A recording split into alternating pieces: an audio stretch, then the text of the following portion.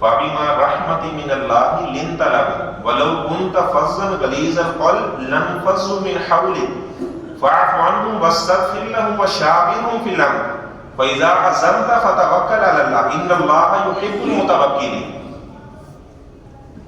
فرمایا کہ اللہ کا آپ پر بڑا احسان ہے کہ آپ نرم دل ہیں۔ اگر آپ ترش مزاج ہوتے اب کبھی بھی کوئی بندہ آپ کے پاس نہ بیٹھتا، ہر بندہ آپ سے دور چلا جاتا۔ اللہ کا بڑا احسان ہے کہ آپ نرم مزاج ہیں، آپ کی نرمی کی وجہ سے آپ کے پاس یہ لوگ اتنے آتے ہیں، اسلام قبول کرتے ہیں، آپ کے صحابی آ کر بنتے ہیں۔ تو نرم مزاج آپ صلی اللہ علیہ وسلم نے فرمایا کہ جو بندہ نرمی سے محروم کر دیا گیا وہ بہت زیادہ خیر سے محروم کر دیا گیا۔ آپ نے فرمایا کہ نرمی جس چیز میں پائی جاتی ہے زان ہو وہ اسے مزین کر دیتی ہے، اور جس چیز سے نرمی چھین لی جاتی ہے شان ہو تو وہ چیز عیبدار بن جاتی ہے۔ تو نرمی کی بہت زیادہ اہمیت ہے۔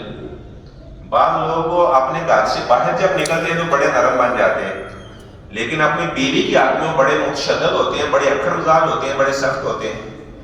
اگر کوئی بندہ چاہتا ہے کہ اللہ تعالیٰ سے وافر رزق عطا کرے، اپنے بیوی بچوں کے حق میں نرم ہو جائے، اپنے بیوی بچوں کے حق میں نرم ہو جانا، ان کے ساتھ خیر خواہی کرنا۔ آپ کو میں ایک روایت سناتا ہوں۔ آپ صلی اللہ علیہ وسلم نے فرمایا، سلسلہ حدیث صحیحہ کی حدیث ہے، ایک آدمی نے آپ سے پوچھا اللہ کے رسول صلی اللہ علیہ وسلم میرا خادم جو ورکر اپنے گھر میں رکھا ہوا ہے کم مرتن عفوا میں کتنی بار اس سے درگزر کروں؟ آپ خاموش رہے۔ اس نے دوبارہ یہی سوال کیا کہ میرا خادم اگر غلطی کرے تو میں کتنا اس سے درگزر کروں؟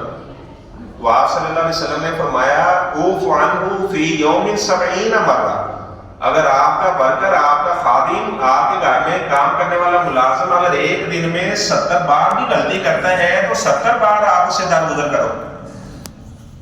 اب یہاں سے آپ اندازہ لگائیں کہ ظاہری بات ہے جو بیوی ہے وہ خادم سے تو اس کا زیادہ مقام مرتبہ ہے نا، جو گھر میں ڈرائیور ہے یا کھانا پکانے والا ہے اس سے تو بیوی کا مقام مرتبہ تو زیادہ ہے۔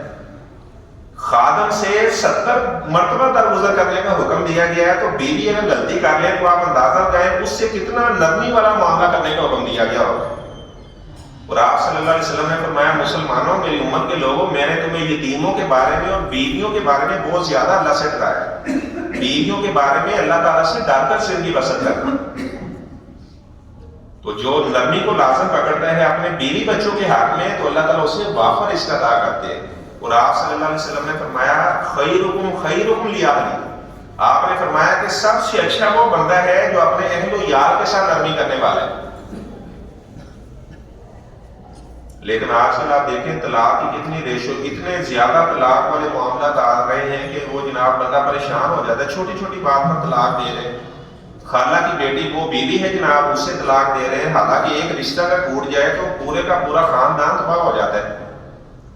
تو اس لیے بیوی کے معاملوں میں انسان کو صبر و تحمل کا مظاہرہ کرنا چاہیے، کبھی بھی ایموشنل اور جذباتی نہیں ہونا چاہیے۔